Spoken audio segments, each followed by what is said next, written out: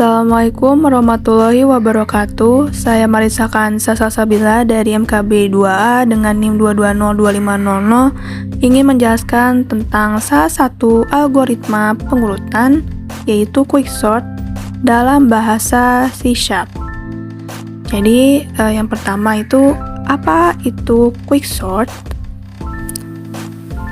Quicksort merupakan algoritma yang bekerja dengan membagi array yang akan diurutkan menjadi dua bagian, yaitu bagian kiri dan bagian kanan berdasarkan sebuah elemen acuan atau pivot. Jadi, bagian kiri dari pivot biasanya bagian angka yang lebih kecil dari si pivot.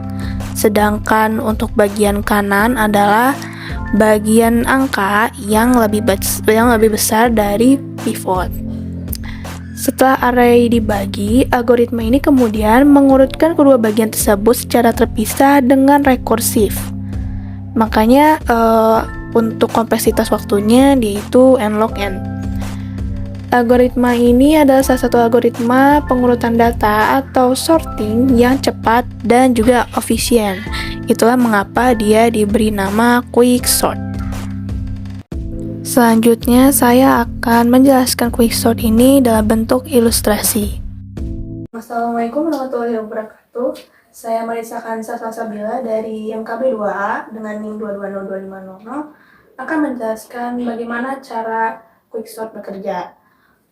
Di sini ada ilustrasinya ya. Jadi saya membuat ilustrasinya. Jadi di sini ada array angka yang belum diurut dan yang masih terlihat acak dari 1 sampai 9. Di sini ada 8, 2, 4, 7, 1, 3, 9, 6, dan 5. Lalu di sini ada variabel I, variabel J, ada pivot, di mana pivot ini sebagai acuan dari array nanti di quicksort.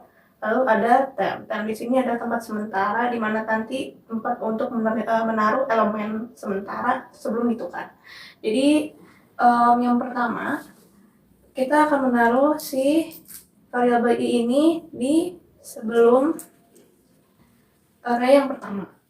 Dia ditempatkan di sini, dan yang variabel D dia ditempatkan di array yang pertama. Lalu untuk pivot ini kita bisa menaruhnya secara bebas, dan cara partitionnya itu banyak banget caranya. Cuma ini adalah salah satu caranya yang saya akan peragakan dan akan menaruh pivotnya ini di array yang terakhir. Lalu temp kita taruh di sini aja. Nah, jadi anak pertama. Jadi cara bekerjanya ini kita lihat yang pertama, kita lihat di sini variabel J ini ada elemen angka 8 di sini. Nah, kita harus membandingkannya dengan elemen di sini yang di pivot ini, yaitu angka 5. Dan jika angka atau variabel J ini lebih besar daripada pivot, maka tidak akan ada pertukaran. Tapi kalau misalnya lebih besar, maka J akan melakukan increment ke sini. Dan ia akan tetap stay di sini. Nah, lalu sekarang kita bandingkan lagi yang di elemen ini, yaitu elemen 2 dibandingkan dengan pivot. Nah, sekarang dia lebih kecil daripada pivot. Maka elemen I akan melakukan increment, dan elemen J di sini, yaitu angka 2 ini, akan ditaruh sementara di temp. Lalu si elemen I-nya ini akan menjadi elemen J. Dan yang di temp ini akan dipindahkan ke sini. Nanti untuk di codingannya juga kita memakai temp sebagai tempat sementara juga. Lalu lanjut, J ini akan melakukan increment. Nah, di sini. Nah, kita sekarang membandingkan yang di elemen J ini ada angka 4 dengan pivot. Nah, sekarang dia masih kurang dari angka 5, maka ia akan melakukan increment. Dan si J ini akan simpan ini akan taruh di temp, tempat sementara. Elemen ini akan ke C, dan yang di temp ini akan ke I. Nah, lalu lanjut seperti itu seterusnya. Ini masih besar. Ini lebih besar, maka ia akan tidak melakukan increment dan dia akan terus jalan ke sini. Sini ada 1, 5. Dia lebih kecil daripada pivot, berarti dia akan melakukan increment di sini. Lalu akan bertukar. Ini tadi temporary I ke J dan temp akan ke I. Lalu terus ini Indonesia lebih kurang I melakukan increment. Lalu ini kita di temp, di sini ke tempat J. Nah, ini ke sini. Nah, di sini 9 lebih besar daripada pivot, berarti dia akan terus. Di sini juga dia akan terus. Nah, sampai J tempat berakhir di tempat pivot. Dan lalu setelah itu untuk berarti dan untuk tempat pivot ini kan harusnya di tengah dan dia tuh berletak di I plus 1, berarti dia ada di tengah-tengah sini. Ini angka pivot itu atau angka 5 ini. Dia akan pindah.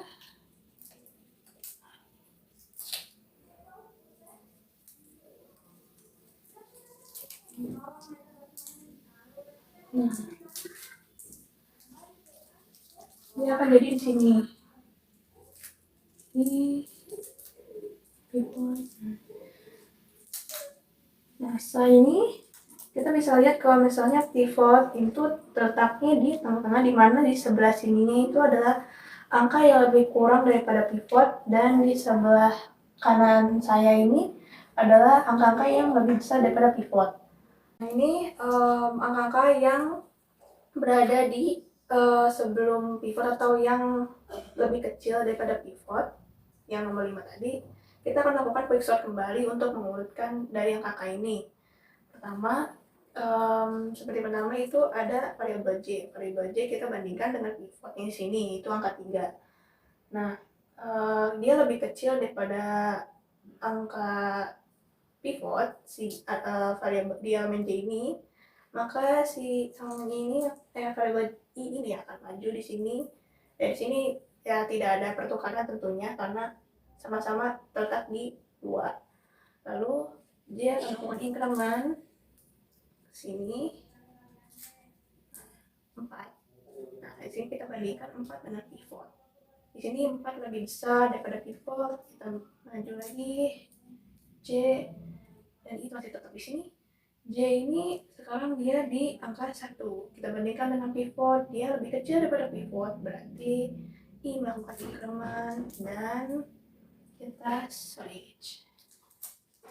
Itu ini taruh di temp, ini kita taruh di J, dan yang di temp ini kita pindahkan ke I. Lalu kita sampai di akhir. Si J ini sampai di pivot yang akhir. Nah, tempatnya si ini kita tempat pivot berarti I plus 1, berarti dia ada di tengah sini.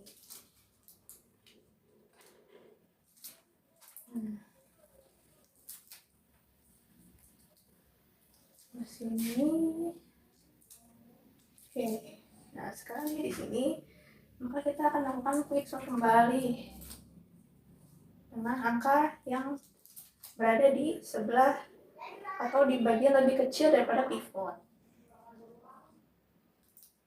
Ini sini temp, di sini J di awal array, di sebelum awal array. Sekarang pivotnya angka 1. Di sini dia tetap di sini. Nah, Kalau ini kita lihat pivotnya 1, jadi 2. Sekarang dia lebih besar, C-nya maju dan I-nya stay. Sekarang boleh di pivot I plus 1, berarti satunya ada di sini. Nah, jadi kita sudah dapatkan 1 dan 2 setelah berurut. Kita mundur lagi ke belakang. Nah, di sini kita bisa lihat 1, 2, 3, 4 sudah terurut.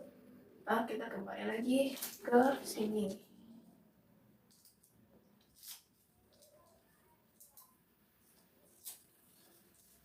Oke, ini sudah berurut, tapi yang sini belum.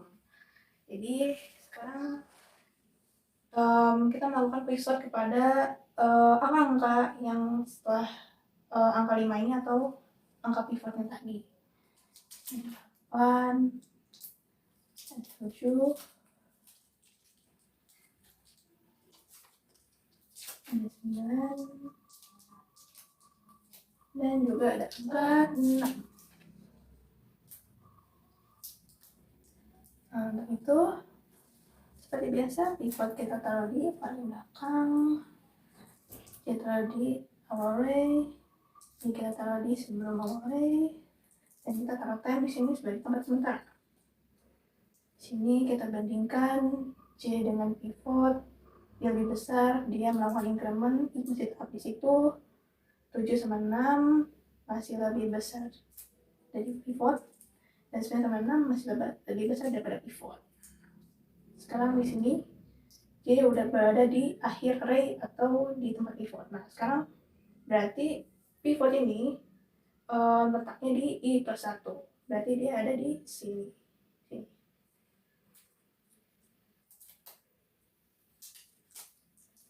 Ada di sini. Nah, kita di pivot yang tadi I, J, M.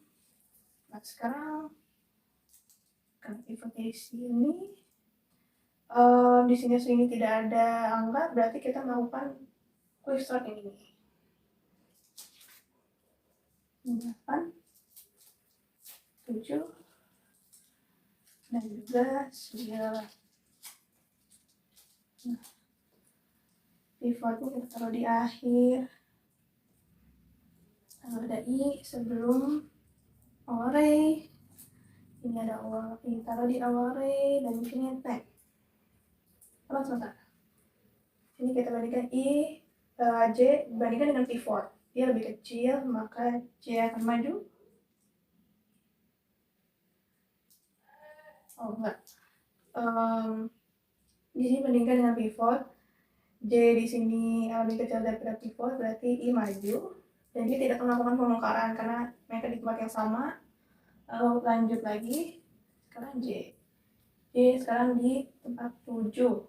Dimana 7 itu lebih kecil daripada 9, maka ia akan maju melakukan increment, dan di sini tidak ada penukaran.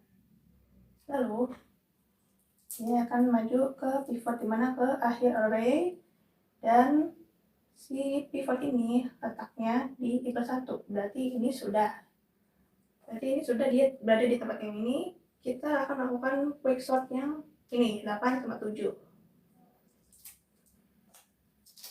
Nah, ternyata di tengah sini, pivotnya di sini, ini sini, dan J-nya di awal sini. Ini 9-nya saya taruh di sini aja. Nah, ya tem. Nah, untuk itu kita lihat tadi, kita lakukan lagi. J di sini lebih besar daripada pivot. Kita maju, kita langsung maju melakukan increment. Udah gitu I tetap di sini. Nah, ini sudah berada di akhir array, berarti pivot itu ada di I plus 1. Dia ada di sini. Nah, di sini sudah berurut ya. Kita balik lagi ke belakang ke sini. Ada 7, 8, 9. Balik lagi ke sini. Nah, 6, 7, 8, 9. Dan 6, 7, 8, 9 ini akan balik ke semula. 6, 7, 8, 9. Kita bisa lihat ke sini angkanya sudah mulai berurut dari 1 sampai 9. Nah, kurang lebih seperti itu ilustrasi cara kerja bagaimana Quicksort bekerja. Oke, sekian dari saya. Wassalamualaikum warahmatullahi wabarakatuh. Setelah ilustrasi Quicksort yang telah saya jabarkan dan jelaskan tadi, saya akan melakukan live coding tentang Quicksort ini dan perbandingannya antara Quicksort dengan sorting lainnya seperti insertion dan selection. Oke, assalamualaikum warahmatullahi wabarakatuh. Saya Marisa Kansa dengan NIM 2202500 dari MKB 2A akan melakukan live coding mengenai Quicksort dan perbandingan running time antara Quicksort dengan sorting lainnya seperti insertion dan juga selection sort. Yang pertama kita buka Visual Studio, lalu di sini kita input using system. Dua input kelasnya saya di sini menamakannya dengan UTS Smart.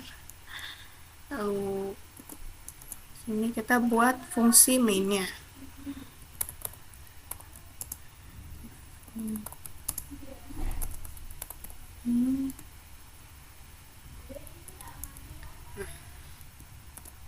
Di sini kita akan masukkan array dari angka yang akan kita sorting. Angka ini tentunya masih dalam keadaan acak. Di sini kayaknya saya akan masukkan misalnya 9, 4, 10, 3, 5, 2. Nah, lalu kita akan masukkan fungsi quicksortnya. Di sini parameternya array, lalu ada 0. 0 ini adalah indeks ke 0 dari suatu arraynya, atau di sini nanti saya namai oleh low. Lalu di sini array dot length, panjang arraynya kurangi 1, atau ini adalah indeks terakhir dari suatu array. Nah, di sini setelah itu saya akan membuat kata atau kalimat array sudah disorting. Array sudah disorting.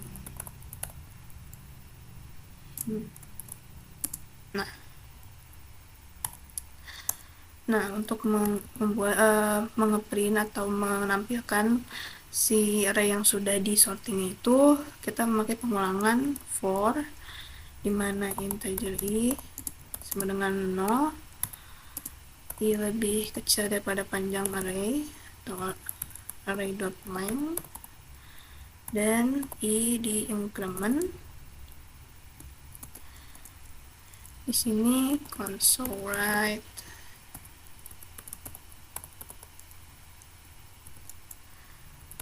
array index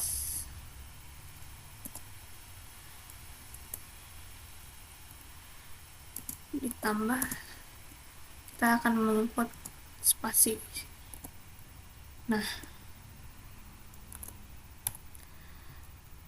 di sini kita sudah membuat fungsi main. Sekarang kita akan lanjut untuk membuat fungsi dari quicksortnya.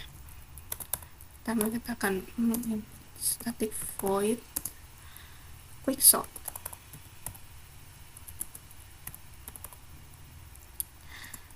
Menggunakan parameternya integer array, integer low,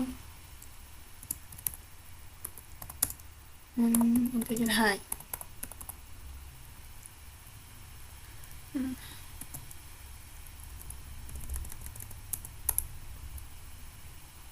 Ini kurung buka. Nah, mana integer kita akan membuat pengkondisian dulu. Jika low kurang dari high,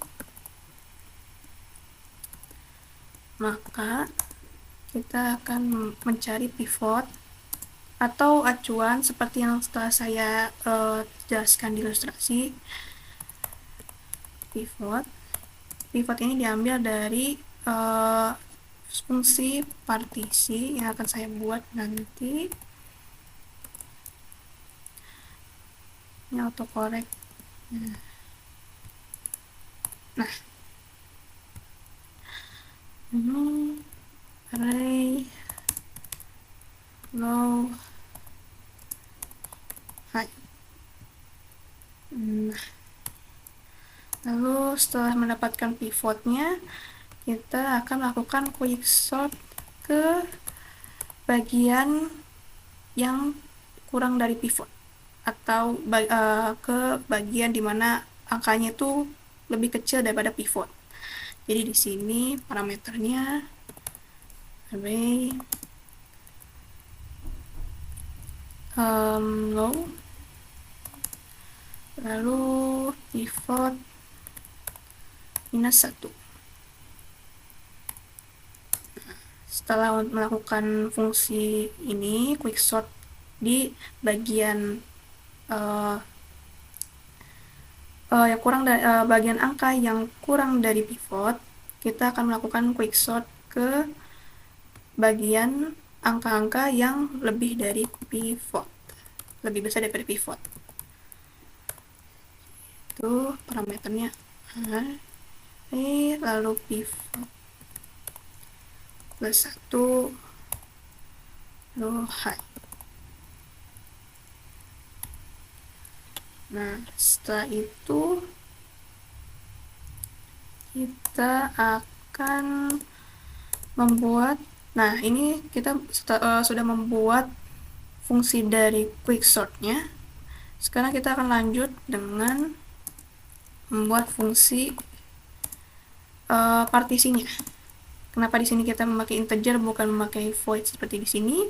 Karena kita akan mengembalikan nilai. Jadi harus memakai integer, bukan void. Karena void itu tidak membalikan suatu nilai. Sini kita pakai integer. Integer low, integer high. Dimana di sini ada integer pivot seperti yang saya telah ilustrasikan. Kalau pivot ini saya ambil dari array yang paling tinggi, array yang indeksnya paling tinggi, high. Lalu untuk low-nya saya ambil dari integer i-nya, maaf. Saya ambil dari low -1. Nah, sini saya akan melakukan pengulangan ke integer j jika sama dengan low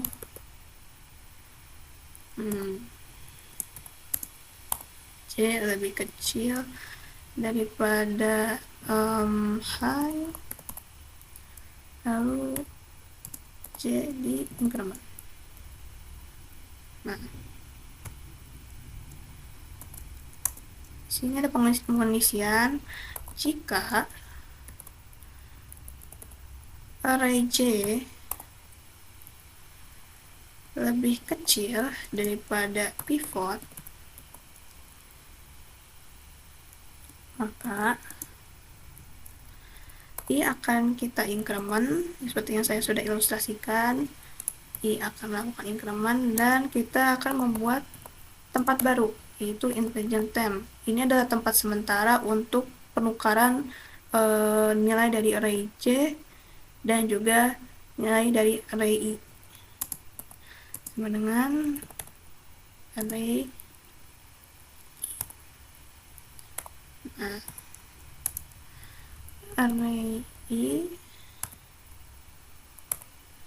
akan kita masukkan dengan nilai dari array J.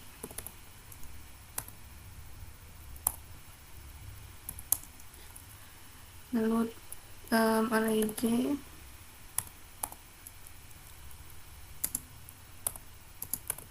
dimasukkan oleh nilai dari 10.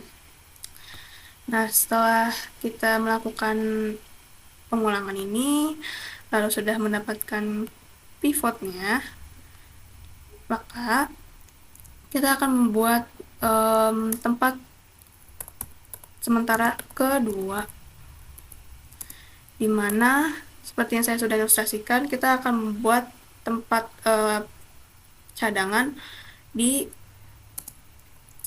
array I plus 1, dimana itu menjadi tempat pivot.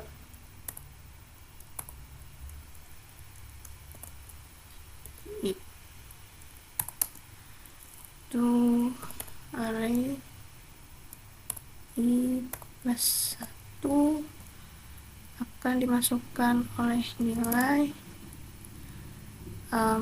array yang paling tinggi,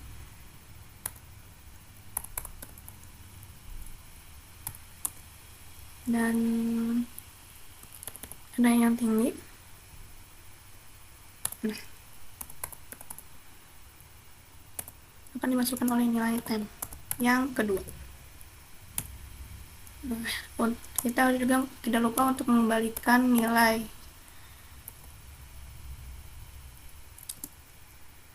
nilainya I plus 1.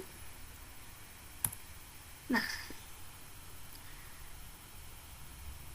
ini untuk fungsi partisinya, ini fungsi quicksortnya, dan ini fungsi min-nya. Sekarang coba kita run.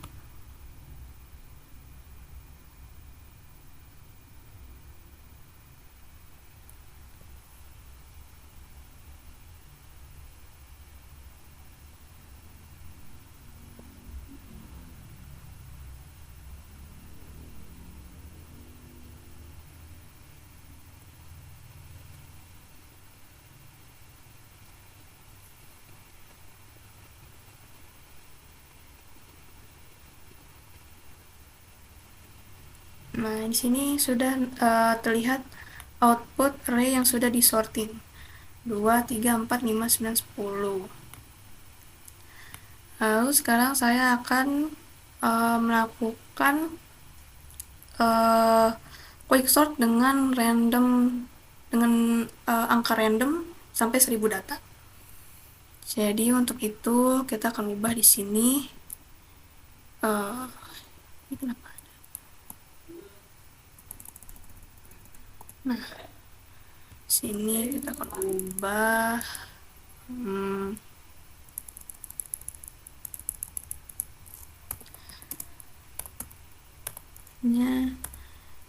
sebanyak 1000 data,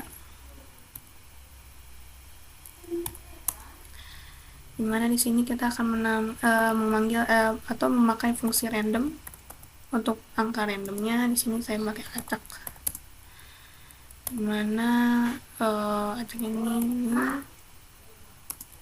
random.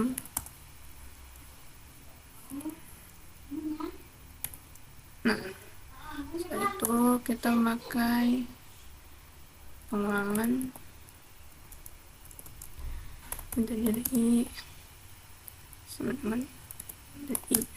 dengan 0. I lebih kecil daripada panjang array I di increment. Nah, arraynya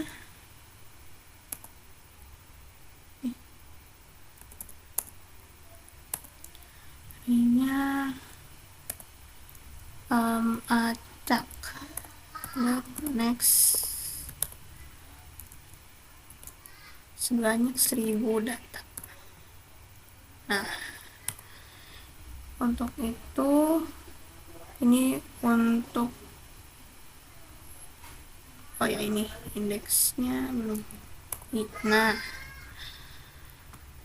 di sini kita akan membuat fungsi baru.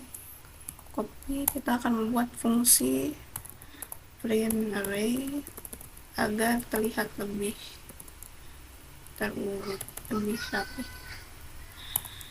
Nah, kita akan buat di bawah fungsi baru, yaitu fungsi print array.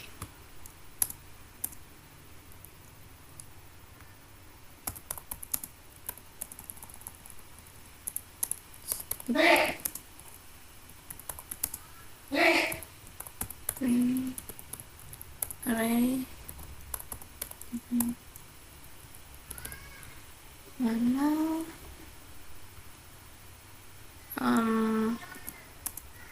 kita tinggal pas. Nah, ini dihapus. Ya,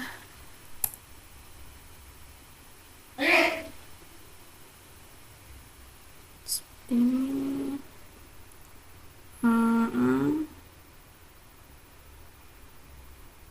oke.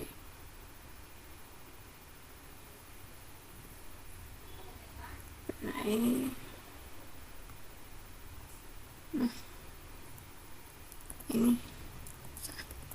nah, biar ada tulisan. Nah, oke, sekarang mari coba kita jalankan.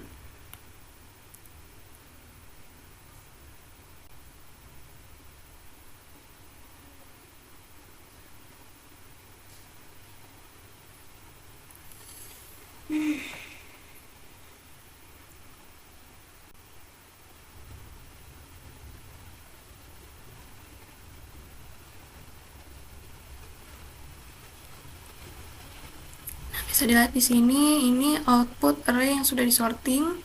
Di sini terdapat 1000 data. Dan dia sudah terurut ya dari 0 sampai 999. Oke, sekarang saya akan membandingkan quicksort ini dengan sorting yang lainnya. Saya sudah membuat sorting lainnya ini di sini. Ini kompleksitas waktu,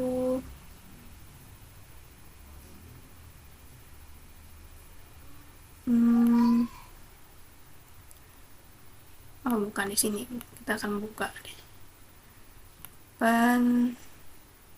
Compare times most sort.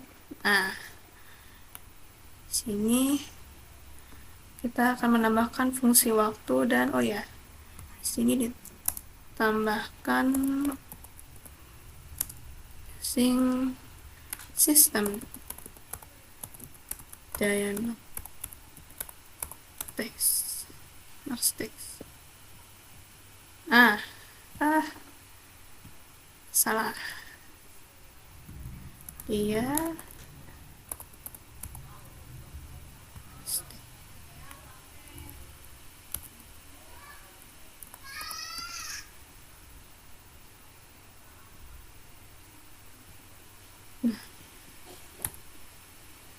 Oke.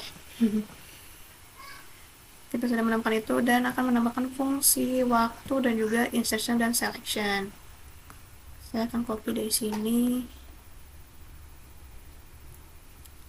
Ini hapus dulu ya. Oke.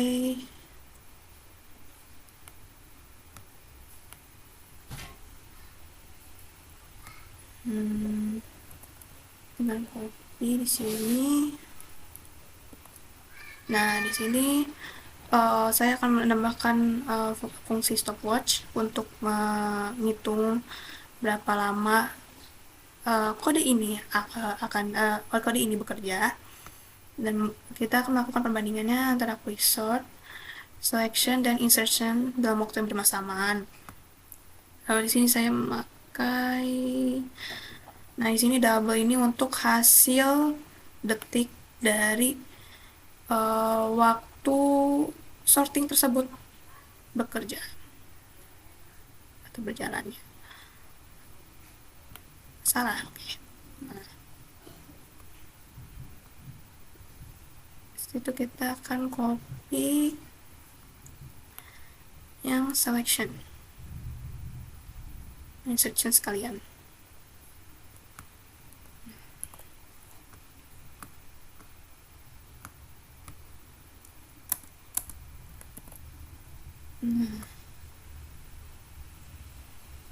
Oke, semuanya sudah. Di sini ada saya memasukkan fungsi insertion dan selection, dimana masing-masing fungsi ini sudah saya pasang stopwatch di awal programnya, di awal fungsinya di sini, dan stopnya di sini. Dan di sini ada pernyataan atau pernyataan berapa lama sorting tersebut bekerja. Sekarang coba kita cek lagi sebentar. Nah, sekarang mari kita coba.